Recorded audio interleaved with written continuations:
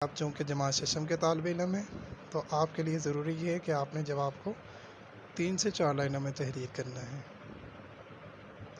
ठीक है जी। जमात पंजब में चूँकि आप क्लास छोटी होती है तो वहाँ पर अल्फाज की तादाद भी कम होती है, तो यहाँ पर आपने 3 से 4 लाइनों में कम अज़ कम इसमें आपने तहरीर करना है। सवाल काली स्याही वाले पेन से लिख सकते हैं, जवाब आप नीली स्याही वाले पेन से तहरीर करें और अपनी खुशगती का और अल्फाज की बनावट का और जुमलों का ख्याल रखते हुए आपने सवालात के जवाब तहरीर करने हैं, ताकि आपकी लिखाई भी साथ साथ बेहतर हो। तो बेटा कोशिश कीजिएगा कि आपने जो है बाल पॉइंट के इस्तेमाल से गुरेज करना है, क्योंकि उससे आपकी लिखाई मुतासर होने का ख़तरा लाक होता है। तो यकीनन अब आप लोगों ने अपने पास कापी पेंसिल रख ली होगी, ताकि जो अहम बातें हैं वो आप साथ साथ तहरीर करते जाएँ, ताकि आपको इनफरादी काम करते वक्त किसी किस्म की दुश्वारी का सामना ना करना पड़े। तो चलें चलते हैं जी हम इस सबक नेकी के बदला जिसको ए हमीद साहब ने लिखा है उसके सवालात की तरफ। तो देखते हैं जी कौन कौन से सवालात पूछे गए हैं। बेटा इस सबक के अंदर जो मेन जो किरदार था वो नन्हा खरगोश था, उसी नन्हे खरगोश के गिर्द जो है कहानी जो है वो घूमती है, और ये सबक के ज़रिए बताया गया है कि इंसान की नेकी या किसी भी चीज़ की, किसी भी शख्स की नेकी जो है वो कभी भी रहेगा नहीं जाती। दूसरी बात, वालिदैन और घर वालों की बात मानने के इसमें फ़वाइद बयान किए गए हैं। बाकी जब आप सबक रीड कर रहे होंगे, बुलंद ख़वानी कर रहे होंगे, तो आपको जो बात अहम लग रही हो आप उसको ख़त कशीद भी कर सकते हैं। उसके साथ साथ आप अपनी कापी में कहीं पे तहरीर कर भी रख सकते हैं। तो चलें जी, यहाँ पर सवाल नंबर 1 है, मदरजे से सवालात के जवाब तहरीर कीजिए। तो पहला सवाल है, खरगोश का घर कहाँ था और किस किस्म का था।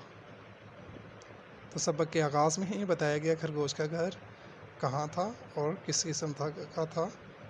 जैसे कि आपने बुलंद ख़वानी करते वक्त देखा होगा कि उसमें खोखले तने का जिक्र आया था, तो आपको समझाया गया था खोखला तना क्या होता है, कि जो अंदर से खाली हो।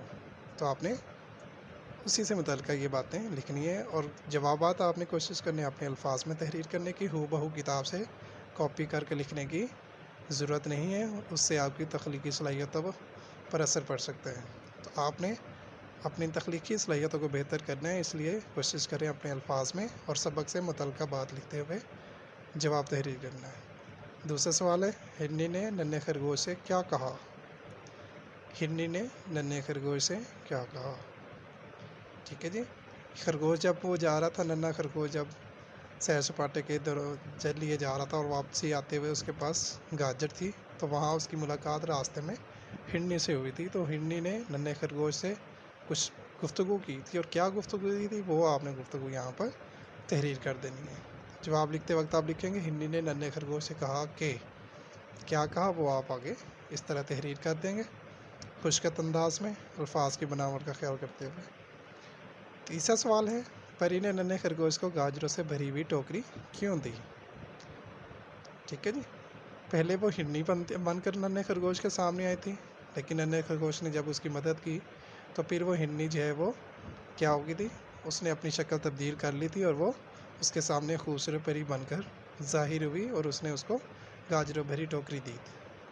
तो वो क्यों दी थी वो आप जवाब तहरीर करेंगे। चौथा सवाल है, नन्हे खरगोश का बाप घर से जाते हुए उसे क्या नसीहत करके गया था। तो बेटा ये सवाल का जो जवाब है, ये पूरे सबक का जो मेन जो पॉइंट है, जो अहम नुक्ता है, वो है भी इस सवाल का जवाब, क्योंकि वो नन्हा खरगोश अपने बाप की नसीहत पर अमल करते हैं। बहुत सारी उस पर मुश्किलात आती हैं, तरह तरह की उसको लालचें भी मिलती हैं, लेकिन वो अपने बाप की नसीहत पर हमेशा अमल करता रहता है, और इसलिए बहुत सारी मुसीबतों से भी बच जाता है।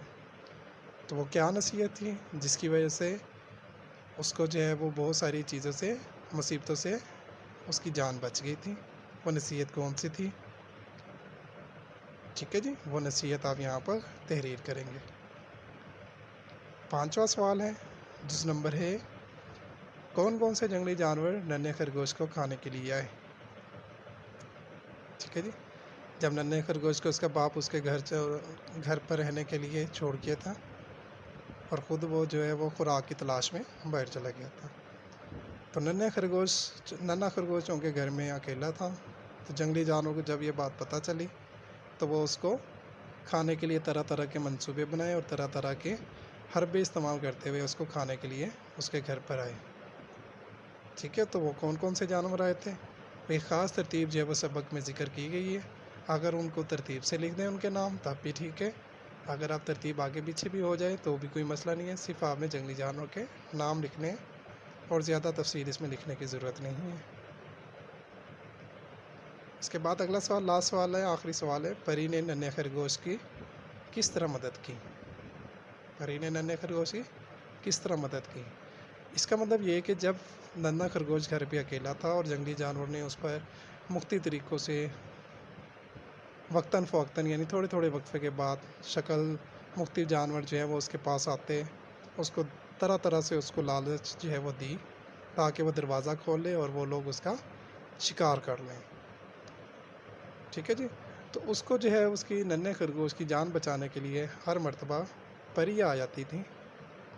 तो वो परी ने किस तरीके से खरगोश को उस मुसीबतों से बचाया, तो वो आपने जो है वो तहरीर करना है कि परी ने नन्हे खरगोश की इस तरीके से मदद की कि आगे आप 3 से 4 लाइनों में आप लिख देंगे, ज़्यादा लंबी तफसील लिखने की ज़रूरत नहीं है।